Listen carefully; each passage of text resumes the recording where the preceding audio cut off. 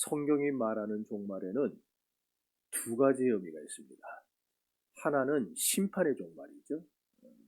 그래서 예수님께서 다시 오시면은 살아있는 자와 죽은 자, 이미 죽은 자들도 다 부활해서 하나님 앞에 그 심판대 앞에 서게 됩니다. 그 사람뿐 아니고요, 사람만 심판받는 건 아니고 천사들도 심판을 받습니다.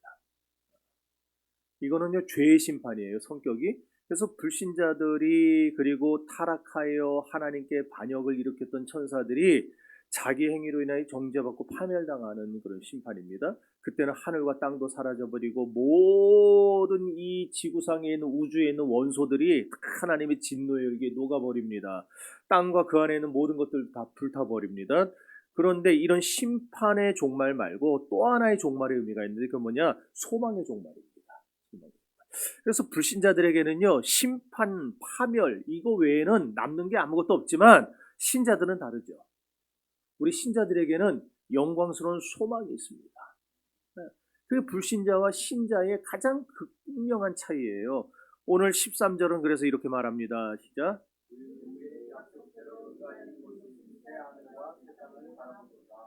여기 뭐라 그랬어요? 그의 약속대로. 우리가 소망의 종말을 맞이할 수 있는 이유는 하나님의 약속이 있기 때문이에요. 하나님의 약속. 이 소망, 이 약속은 성경 전체에서 찾아볼 수 있는 가장 영광스러운 약속이죠. 성경의 모든 것이 이 약속으로 인도하는 겁니다. 하나님의 약속이 뭐예요? 내가 너와 함께 하겠다. 내가 너를 도와주겠다. 내가 너를 이끌어주겠다. 내가 너를 끝까지 천국으로 인도해주겠다. 이 영광스러운 소망 때문에 우리가 맞는 종말은 심판의 종말이 아니고 소망의 종말이 될 수 있는 거예요. 그러므로 이 약속이야말로 우리 구원에 있어서 중대한 목표고 목적이라고 할 수 있겠죠. 사도신경으로 우리가 신앙 고백을 날마다 합니다. 우리 지금 예배드리기 조금 전에도 사도신경을 암송했죠. 사도신경의 그 중간에 가면 이런 고백이 나와요. 저리로서. 저리가 어디예요? 저리가 1부, 2부 싸니자 말하는 거예요. 저리? 저리가 어디예요? 하늘나라, 하늘나라. 하늘나라부터 뭐라 그랬어요? 산자와 죽은 자를 심판하러 오시리라. 그런데 안타깝게도 예수 믿는 사람들 중에서도 어떤 사람들은요, 이 약속을 잊어버려요. 그래서 다가올 영광을 너무나도 그냥 쉽게 망각하고 살아갑니다. 왜 그런가? 이유가 있죠. 세상 일에 너무 많은 관심을 가질 때. 우리는 천국을 생각할 시간적 여유가 없어요. 그냥 세상 일만 하느라고도 바빠갖고. 또는 어떤 이유가 있냐면은 너무 많이 들었던 얘기이기 때문에. 그냥 옛날에 교회 나오면서부터 지금까지 수도 없이 천국 얘기, 수도 없이 종말 얘기, 수도 없이 심판 얘기 들어갔고 이제는 들어도 별 감동이 없어요. 부부가 늘 사랑한다고 이렇게 고백을 해주는데 그 계속 해주면요 나중에는 그냥 의뢰 거꾸로는 줄 알더라고요. 그래서 감흥을 잃어버려요. 하지만 최후 심판과 천국에 대한 얘기는요 우리 신자들에게 있어서 이거는요 매일 들어도 부족합니다. 아무리 들어도 부족해요. 그러니까 여러분들 이걸 들으면서 식상하다고 생각하는 마음이 혹시라도 든다면은 아유 또 저 얘기야? 그런 생각이 든다면은 여러분들의 마음이 지금 굉장히 매너리즘에 많이 빠져 있고 하나님께로부터 좀 많이 멀어져 있다는 걸 기억하셔야 돼요. 우리는 최후 심판에 대한 얘기를 들을 때 두렵기도 하지만 그 안에서 소망을 발견합니다. 그래, 주님이 다시 오시지. 그날 나를 붙들어 주시고 나를 천국까지 데려가 주시지. 그리고 천국에 대한 얘기를 들을 때에는 야, 그 놀라운 천국에 어찌 나 같은 자를 하나님 데려가실까? 이 얼마나 큰 은혜인가? 이 얼마나 값진 축복인가? 우리는 그렇게 생각하면서 매일매일 이 얘기를 들어도 우리는 부족하다고 느껴야 됩니다. 왜요? 그게 우리의 최종 목표니까. 우리의 목적이잖아요, 거기가. 그냥 이 세상에 닿으면은요, 그냥 살다가 죽으면 끝나요. 그냥 여러분 열심히 놀고 먹고 좋은 데 가고 매일같이 놀러 다니고 그러셔야 돼요. 근데 이 세상이 다가 아니고 우리의 최종 목표가 천국이라면은 우리는 매일 그 얘기를 들어야 돼요. 천국에 대한 얘기. 옛날에 그러지 않았어요? 서울에 사우디에 돈 벌러 간 남편이 돌아와가지고 그 사우디에 있는 얘기 해줄 때 아빠 앞에 앉아갖고 애들이 그냥 막 귀를 쫑긋하고 그냥 눈을 동그랗게 뜨고 막 신기한 나라 얘기 그냥. 근데 듣고도 애기들은 어때요? 항상 그 다음날 되면 또 해줘, 또 해줘 그러잖아요. 우리가 그렇게 돼요. 우리. 천국에 대한 얘기를 듣고 심판에 대한 얘기를 들을 때 그 얘기 또 듣고 싶다. 또 해달라. 왜? 그걸 통해서 우리의 소망을 다시 한번 발견하게 되는 겁니다. 네. 여러분 고린도전서 2장 9절에서 바울이 그런 말을 했어요. 하나님이 자기를 사랑하시는 자를 위하여 예비하신 모든 것은 눈으로 보지 못하고 귀로 듣지 못하고 사람의 마음으로도 생각지 못하느니라 그랬어요. 하나님이 우리를 예비해둔 모든 것은요, 우리가 이걸로 들을 수 있는 게 아니고 이걸로 볼 수 있는 것도 아니고 우리의 마음으로 생각할 수 있는 게 아니에요. 또 고린도서 6장 2절에서 3절은요. 성도가 세상을 판단할 것은 너희가 알지 못하느냐, 우리가 천사를 판단할 것을 너희가 알지 못하느냐. 이게 무슨 말이냐면은 이 말씀처럼 우리가 장차 믿는 자로서 천국 가게 되면은요, 우리가 천사들을 판단하게 됩니다. 지금은 꿈도 못 꾸죠. 우리가 어떻게 천사들을 판단하겠어요, 영적 존재들을. 근데 우리가 천국 들어가면은 천사들을 판단할 지위가 있게 되고 그 위치에 서게 돼요. 왜? 주님이 보좌에 앉으시고 그 좌우에 24장로의 보좌가 있다 그랬어요. 24명의 장로를 말하는 게 아니고 구원받은 성도들을 상대하는 거예요. 그러니까 우리들이 그 주님 옆에 앉아서 천사들을 판단하고 심판하는 거예요. 그러니까 이 엄청난 일들을 우리가 장래하게 될 텐데 이걸 생각할 때에 지금 내가 조금 힘든 일을 만나고 조금 어려운 일을 만나고 좀 괴로운 일을 만나요. 그럴 때 내가 이 힘든다는 것 때문에 저 천국의 영광스러운 것을 내팽개치고 포기하고 버려둘 수 있겠는가? 그러지 않겠죠.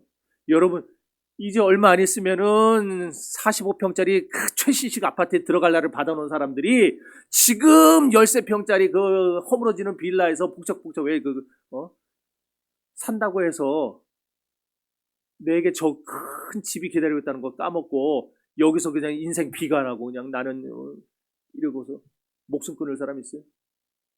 그건 진짜 바보죠, 그런 사람은. 우리는 장차 들어갈 천국에 그 놀라운 일들을 기다리고 있어요. 우리가 보지 못했던 것들이고 듣지 못했던 것들이고 깨닫지 못했던 것들이 어마어마하게 많이 기다릴 겁니다. 그 영광스러운 들어갈 텐데 지금 조금 어렵다고 해서 포기할 것인가? 내버려둘 것인가? 이런 감당해야 되지 않겠습니까? 그래서 마태복음 19장 28절에 이런 말씀을 하십니다.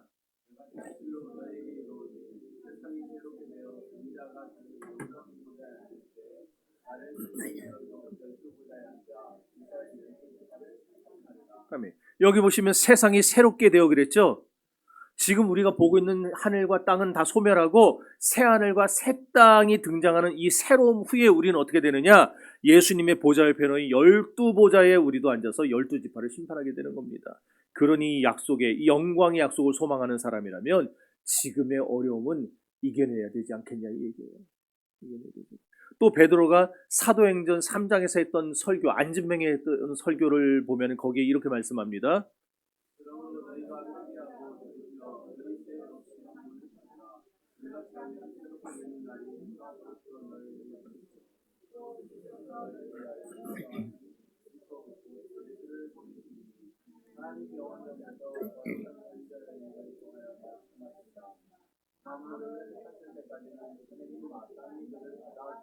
아멘. 안진뱅에게 하시는 설교는 아니고 3장에서 한 설교인데 유대인들에게 한 설교인데 여기도 보면은요 새롭게 되는 날이 있다. 또 만물을 회복하실 때가. 그러니까 새롭게 되는 날이 오면은 만물이 회복되는 거예요. 로마서 8장에서는요 성령이 친히 우리 영으로 더불어 우리가 하나님의 자녀인 것을 증거하시나니 자녀이면 또한 후사, 곧 하나님의 후사요 그리스도와 함께한 후사니라 그랬어요. 그러니까 후사라는 건 뭐예요? 상속받을 사람을 말하는 거잖아요. 여러분의 재산을 상속받을 사람이 여러분의 후사잖아요. 그럼 우리가 하나님의 후사, 그리스도의 후사래요. 그러면 무슨 말이겠어요? 우리가 하나님께로부터 상속을 받아요. 주님께 상속받아요. 주님께서 받을 상속은 뭐겠습니까? 그리스도가 장차 열국을 심판할 그 놀라운 영광을 회복하실 텐데 그 영광에 동참하는 것을 말하는 거예요. 그러니까 이 다가오는 위대하고 새로운 세계, 곧 새하늘과 새 땅을 상속받는 상속자가 저와 여러분들입니다. 네. 그러면서 곧바로 해서 뭐라고 얘기하냐면은 우리가 그와 함께 영광을 받기 위하여 고난도 그와 함께 받아야 할지니라 그랬어요. 그러니까 지금 고난 당한다고 해서 여러분, 이게 끝이 아니에요. 우리에게 영광의 날이 기다리고 있습니다. 그러니까 그날을 바라보면서 오늘의 이 괴로움을, 오늘의 이 힘듦을 견뎌내고 이겨나가는 성도가 돼야 되겠다, 이 말이에요. 그러고 나서 또 19절로 가면 로마서 8장 19절에 이렇게 말합니다.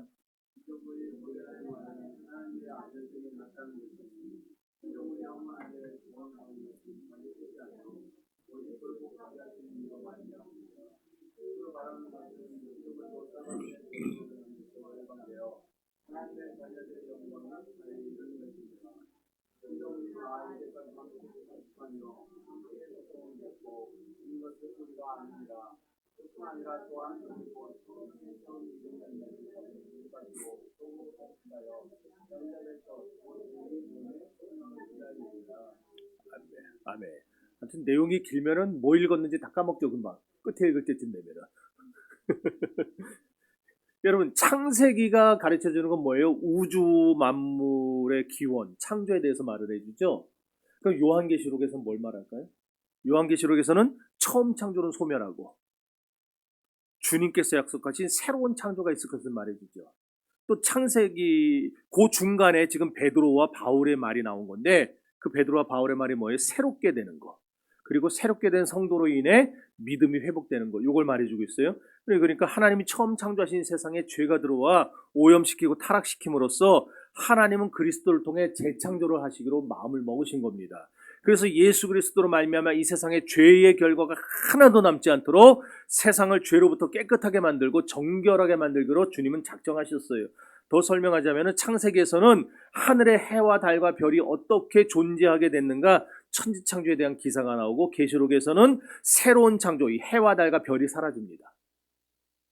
여러분, 해와 달과 별은 다 녹아버리고 없어져 버리고 새로운 창조가, 그때에는 해나 달이나 별이 필요 없고 하나님이 그 자체가 빛이 되시기 때문에 천국에서는 그 빛으로 천국을 비춰요.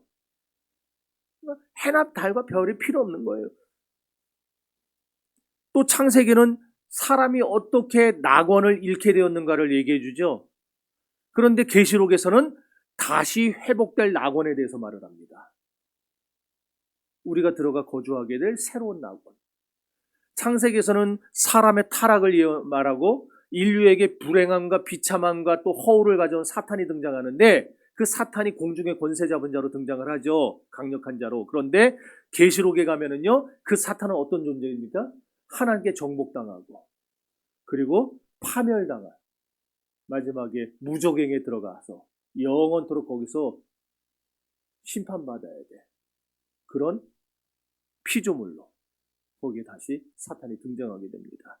창세기에서는 사람이 자기 죄 때문에 에덴 동산에서 하나님의 낯을 피하여 도망치고 숨으려는 모습이 나오죠. 그런데 계시록에서는요, 사람이 하나님을 피해 숨어 다니지 않죠. 영광의 비단에서 교제하는 사람들의 모습이 나옵니다. 이렇게 창세기와 계시록이 처음과 끝에 배치된 이유가 이런 대조를 보여주기요. 베드로는 지금 이런, 그리고 또 하나, 창세기에서는 하나님께 불순종해서 선악과를 따먹고 쫓겨나죠, 에덴에서. 그런데 계시록에서는요, 생명강가에 생명의 열매가 맺혀 있어요. 거기 보면 계시록 20장 21장 보면 그 생명나무를 마음껏 먹을 수 있어요. 창세기에서는 생명나무를 먹을까봐 하나님이 두루 도는 화용검으로 지키고 그룹들로 지키게 하시고 못 들어가게 하고 에덴에서 쫓아버리셨는데, 계시록에 가면 우리는 그 생명 열매를, 생명나무의 열매를 매일같이 먹었습니다. 매일같이.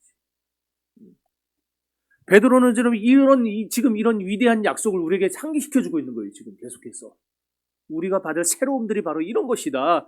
우리가 지금 창세기에서 아담의 타락으로 인해 놓치고 잃어버리고 상실했던 이 많은 축복들, 이게 마지막 날 그리스도 안에서 다 회복된다. 그리고 너희는 바로 그 그리스도와 함께 이 영광을 누릴 후사들이야.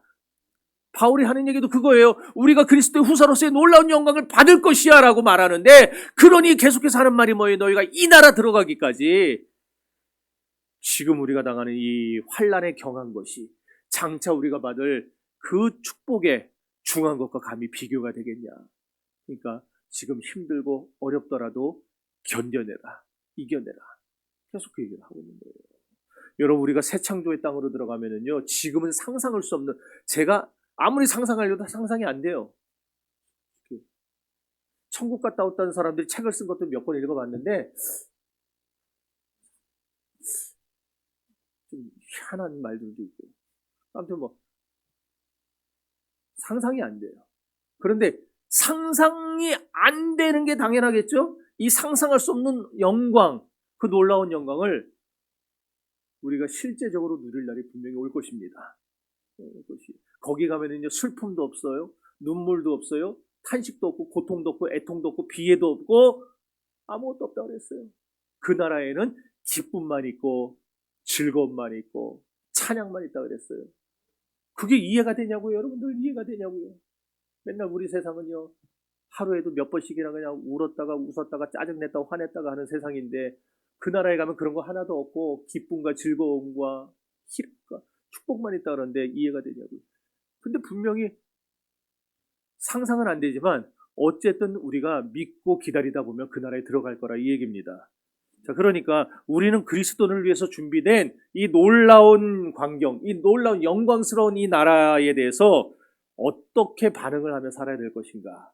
베드로는 지금 여기서 이제 세 가지의 반응들을, 모습들을 보여주고 있습니다. 첫 번째로 우리 그리스도인들은 그 영광스러운 나라의 광경을 미리 내다보면서, 지금 보이지는 않지만 미리 바라보면서 살아가야 한다, 그 얘기입니다. 자, 베드로후서 3장 13절입니다.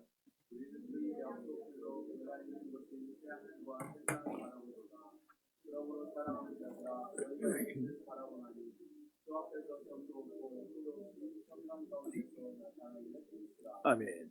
여기 바라보라라는 단어가 두 번 나와요. 요 단어가 아까 내가 얘기하려는데 잘못 먼저 나간 건데, 사도행전 3장에 안진뱅이에게 베드로와 요한이 했던 그 단어하고 똑같은 단어입니다. 거기 보면은요, 안진뱅이가 무엇을 얻을까 하여, 저희에게 무엇을 얻을까요? 저희를 바라보거늘 그랬어요. 베드로와 요한을 바라봤어요. 그래서 이 바라본다라는 단어의 뜻은 뭐냐면은 기대한다, 고대한다. 아까 우리가 부른 찬송에도 뭐예요? 고대하던 전열한 그 고대하던 거 나왔죠. 예상한다, 그런 뜻이에요. 여러분 우리 그리스도인들이 그러니까 무엇을 기대해야 되겠어요? 무엇을 바라봐야 되겠어요? 애초에 그리스도인들의 기대는요, 세상의 기대와 세상의 소망과 유사한 건가요? 완전히 다르죠? 세상에 기대하는 바와 우리가 기대하는 바는 이건 같이 있을 수 없는 거예요. 세상 사람들은요, 이 모든 관심을 세상에 두고 삽니다. 어떻게 하면 돈을 벌까? 어떻게 하면 건강할까? 어떻게 하면 오래 살까? 어떻게 하면 그냥 자식들 잘 될까? 어떻게 하면 좋은 집에 살까? 이 모든 관심이 여기 있어요. 내세에 대한 관심을 꺼버리고 삽니다. 천국과 지옥이 어디 있어? 그러나 그리스도인은 아니죠. 그리스도인들은 이 세상에 관심을 두고 사는 사람들이 아니라 내세에 관심을 두고 사는 사람들입니다. 그래서 우리를 가리켜서 베드로가 뭐라 그랬어요? 베드로전서에서 우리는 필그림, 순례자들이라고 그랬어요. 바울은 여관에 머물다 가는 여행객이라고 그랬어요. 여관이 아무리 좋아도요, 집보다 안 좋습니다. 내 집이 좋지. 누울 수 있는 내 집이 좋지. 물론 우리 그리스도인들도 세상에 속해 살아가고 있기 때문에 세상의 법과 질서에 순종은 해야 되겠죠. 우리가 나라의 법에 그냥 막 스트라이크 하고 안 따르고 나라에서 뭘 하라 그래도 안 하고 그러면 안 돼요. 순종해야 돼요. 이 나라에 살고 있는 이상 순종을 해야 되는데, 그럼에도 우리의 마음을 이 세상에 고정한 채 집중하며 살아서는 안 된다는 거예요. 이 세상의 법에도 순종을 해야 되지만, 그러나 우리가 궁극적으로 순종해야 되고 궁극적으로 따라야 될 우리의 진짜 목표, 진짜 우리가 섬겨야 될 대상은 어디 있어요?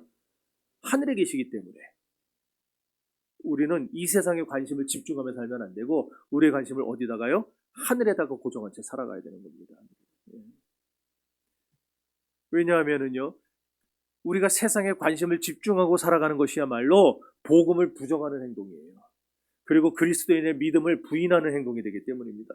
그러니 우리는 절대로 세상에 완전히 소망을 다 끊을 수는 없죠. 세상에 살고 있으니까. 그러나 어쨌든 우리가 분명한 것은 이 세상에 우리의 모든 관심을 쏟고 살아갈 것이 아니라 우리의 관심은 언제나 하늘이고, 그리고 이 땅에 사는 동안에는 세상의 법과 질서에 순응하면서 우리가 이 세상의 것도 따라줘야 될 그런 책임이 있는 겁니다. 그러니까 요 양쪽에서의 그 생활을 잘 하셔야 돼요.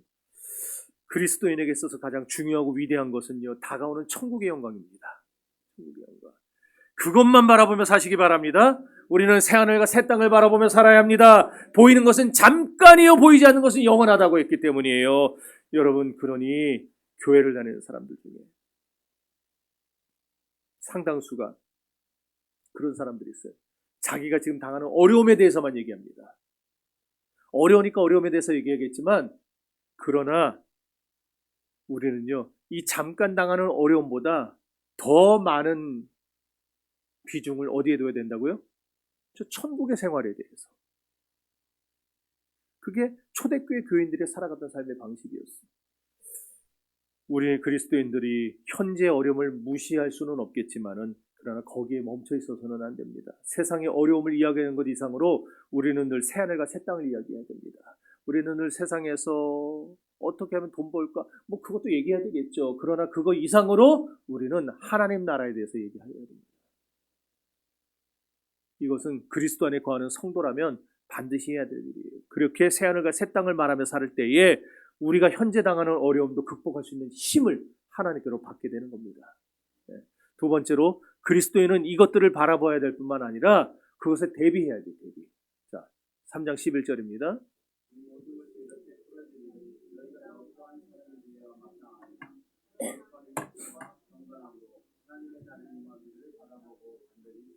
자, 14절.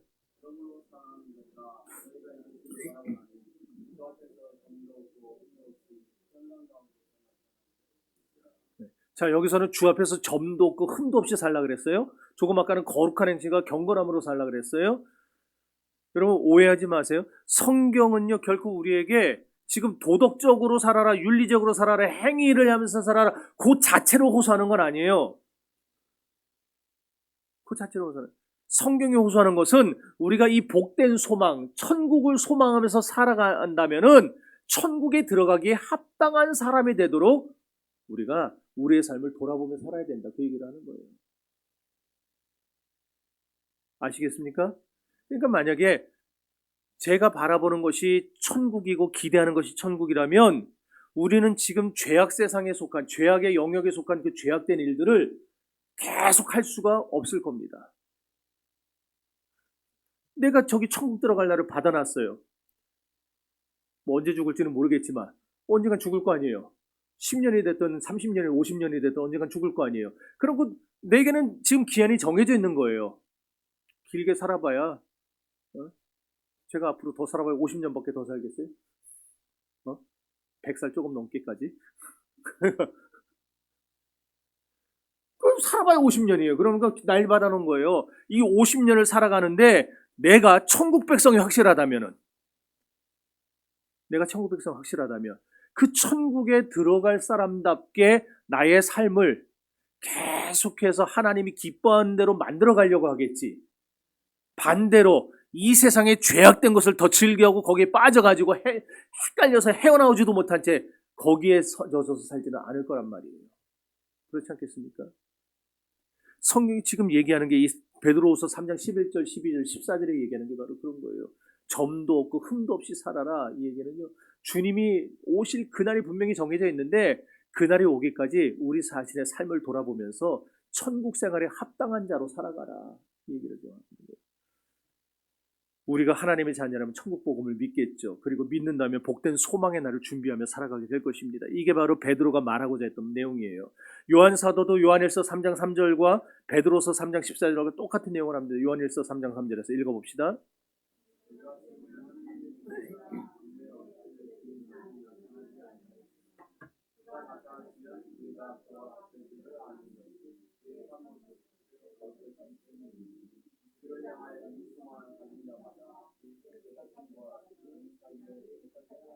아멘. 베드로와 요한이 항상 같이 다녀서 그런가 말하는 것도 거의 비슷해요. 보세요. 천국을 바라보며 사는 성도는요, 매일매일 경건하고 도덕적이고 거룩한 그리스도인의 삶을 살아가려고 몸부림친다는 겁니다. 그렇게 해서 구원받는다는 게 아니라 구원받은 백성이기 때문에 그렇게 살려고 애를 쓴다는 거예요. 만약 그렇지 않을 때 그날이 오는 날, 그날이 올 때 우리는 부끄러운 나 자신을 발견하게 될 것입니다. 사랑하는 성도 여러분, 우리는 그날에 거룩하신 하나님의 아들을 만날 거예요. 그렇지 않겠습니까? 예수님의 얼굴을 몰라요. 그림에서 성화에서 보여주는 그런 얼굴일지 어떨지 몰라요. 뭐 봤어야 알지 뭐. 근데 우리는 직접 그날 보게 될 겁니다. 예수님을. 그렇죠? 근데 그분은 어떤 분이세요? 하나님과 동등하신 분이죠. 또한 영원히 하나님과 공존하시는 분이죠. 창세 전부터 창세 후까지, 영원 후까지 항상 함께 하시죠.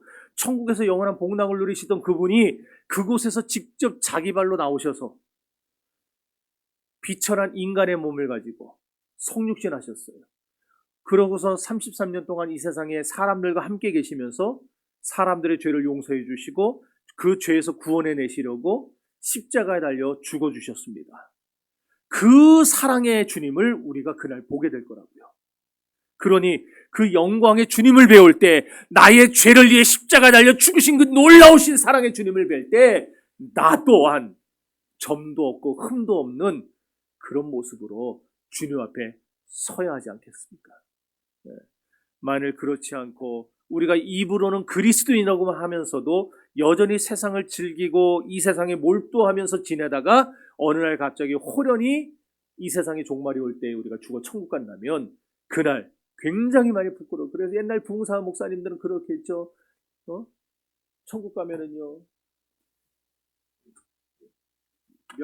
면류관 받아 쓰는 사람이 있고, 못 들어봤어요? 들어봤을 거예요. 개털 모자 쓰는 사람도 있고 그렇다 그랬잖아요. 그리고 천국 가면 부끄러워갖고 개구멍에 숨는 사람도 있을 거로. 개구멍이 있을지 없을지 모르겠지만, 자, 우리 나를 위해서 그 많은 일을 행하시고 고난 당하신 주님을 우리가 그날 우리가 똑바로 볼 수 있는 영광을 받는 것인데, 그걸 똑바로 못 본다면 얼마나 비참하겠습니까? 천국 가서. 그리고 그 다음날부터도 계속 숨어 다닌다면 혹시나 걸릴까봐 얼마나 천국 생활이, 그 천국 생활 아니겠죠? 에덴에서의 삶이지. 여러분, 서소문에 가면 저기 중구 순화동인데 평안교회라고 있어요. 이북에서 오신 분들이 세운 교회인데, 우리 교단의 총회장을 하신 그 교회, 한 교회에서 총회장이 3분 나왔어요. 역사가 그렇게.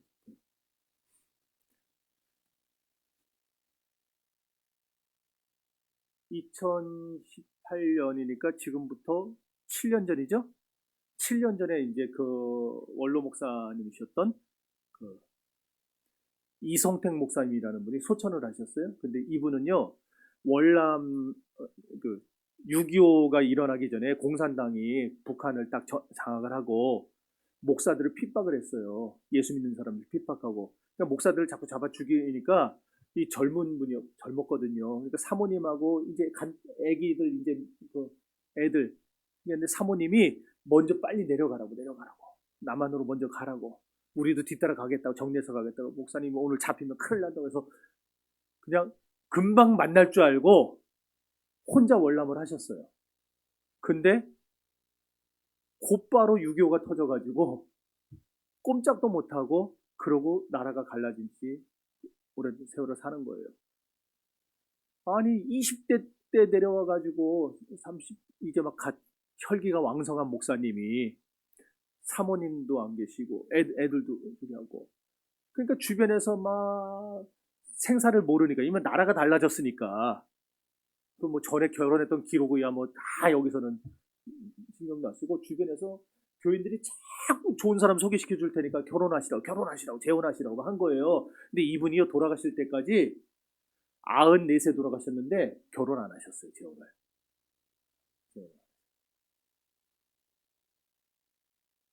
주변에서 그렇게 재혼하라고 할 때에 뭐라 그러셨냐면은, 내가 아내가 죽었는지 살았는지 생사를 모르는데 아내가 살아있으면 내가 어찌 이중으로 결혼할 수가 있겠냐. 하나님 앞에 죄다. 나 못한다. 그럼 결혼을 안 하고 68년을 혼자 사셨어요. 68년. 근데 사실 남자가 혼자 그렇게 또 정욕이 막 일어날 때가 있을 거 아니에요. 제가 다 어른들만 있을 건데 이런 얘기 하지만은 그러니까 친구 목사님들이 안타까운 거예요. 그러니까 목사님들이 친구들이 모이면은 또 교회가 작은 것도 아니에요. 교회도 뭐 한 1000명 정도 되는데 워낙 이북에서 내려온 분들이 생활력이 어마어마하게 강하잖아요. 교회가요 빚이 하나도 없고 그냥 현금 자산만 몇백억을 갖고 있는 교회예요. 근데 외롭지 않냐? 너가 지금 지금 뭐 하다고? 너 결혼한다면 교인들도 다 찬성할 거고, 장로님도 찬성할 거고, 그리고 교회에서도 다 집도 사줄 거고, 다 하고 할 텐데, 하라고 하니까, 노년을 어떻게 너 혼자 견딜 거냐 그랬더니, 이분이 그랬대요. 물론 나도 사람인데, 왜 안 그랬겠냐. 그리고 왜 내가, 시시때때로 나도 자꾸 정욕이 일어날 때가 있다. 그렇게 정욕이 막 끌어오르면요, 견딜 수 없으면은 이분이 그랬대요. 끈을 갖다가 자기를 묶는데요. 다 묶는데 다리고 뭐고. 그리고 쇼파나 이런 데다가 냉장고에다 자기를 묶어놓은대요. 혹시나 죄질까봐. 몸으로 죄질까봐. 그렇게 68년을 사시다가 소천하셨어요. 그분이 그랬답니다. 정말 그렇게 끈으로 결박하고 밤을 지샌 적이 수도 없이 많았는데 이분은요 나중에 그랬대요. 내가 죽어서 이 땅에서 천국에 가게 되면은요 거기 내 사모와 내 아이들 어렸을 때 보고 헤어졌던 내 아이들이 거기 올지도 모르겠는데 뭐 먼저 그분들이 돌아갔을 수도 있죠. 94살까지 사셨으니까 그 사람들 만날 텐데 환하게 웃으며 제외할 것을 생각하니까 나는 지금이 당하는 이 모든 힘든 것들이 그래도 견딜만 하다.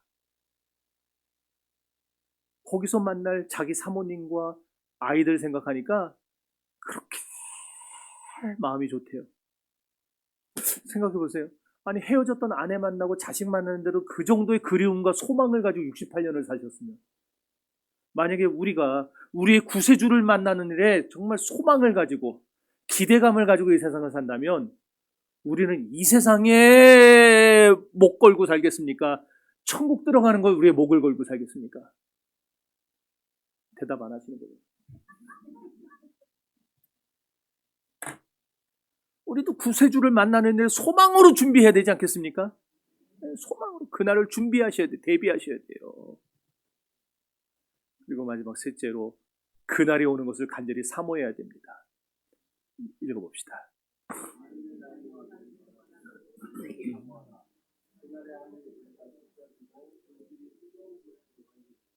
아멘. 그날을 간절히 사모하는 사람에게는요, 지금 아무리 힘들고 어려워도요, 참을 수 있는 힘이 주어집니다.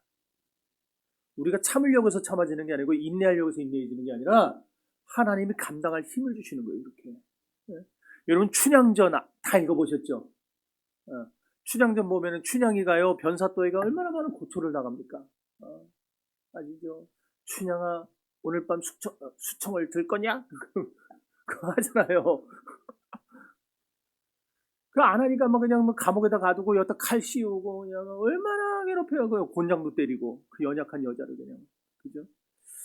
근데 춘향이가 일편단심이죠. 일편단심 이몽룡을 향한 그 사모의 정 때문에 그걸 다 견뎌내죠. 이몽룡을 만날 나를 바라보면서 이겨내잖아요. 그러지 않습니까? 아니 춘향이도 이몽룡 바라볼 나를 내다보면서 그걸 사모하면서 이 모든 고초를 이기는 판인데 우리가 춘향이보다 못해서 해야 되겠어요. 주님을 만날 날이 오고 있어요. 더군다나 우리는 그리스도와 함께하는 후사들입니다. 주님이 우리에게 주실 영적인 그 산물들, 영적인 그 상속물들이 어마어마할 텐데 그것들을 우리가 받을 텐데 그날에. 그러니까 지금 힘들고 어려워도 틀림없이 기업을 받을 날이 올 테니까 그날이 오기까지 그날을 사모하면서 간절히 기대하면서 그렇게 살아갈 수 있기를 바랍니다. 그럴 때 마지막 날 우리는 다 주님과 함께 그의 나라에 있게 될 것입니다. 여기 천국에서, 여기 이 땅에서는 다 다른 집에서 살고 형편도 다르고 했지만 천국 가면은 여러분들은 그냥 물론 있는지 없는지는 모르겠어요. 이 세상하고 틀리니까 내가 그냥 얘기하지만 주님이 우리를 위해 처소를 예비한다고 했으니까 어쨌든 모든 게 다 갖춰진 최고의 그런 집에 우리를 인도해 드리시지 않겠어요? 이 세상에 있는 집은요 진짜 예비가 안 돼요. 제가 얼마 전에 지난주에 송정민 집사님 만나러 갔다 얘기했죠. 거기 갔다 도곡동 와 기가 막히더라고요. 집들이. 아 무슨 집 한 아파트 그 한 채가 무슨 100억이 넘어요. 아파트 한 채가. 근데 그 집도 천국 가면은 화장실밖에 안 된다니까. 봤어요? 그럼 나 못 봤어요. 근데 주님이 우리를 위해서 준비하고 있는 게 지금까지 2000년이 넘도록 준비하고 계시는데 허접하게 준비하시겠어요? 그러니까 여러분 그날에 더 중요한 건 우리가 그리스도 보좌 좌우에 앉아서 천사들도 판단하고 우리는 12지파를 다스리게 될 것입니다. 그러니 그날을 바라보며 사시기 바랍니다. 그날을 준비하며 사시기 바랍니다. 그날을 사모하며 사시기를 바랍니다. 그런 저와 여러분이 되시기를 주의 이름으로 축원합니다.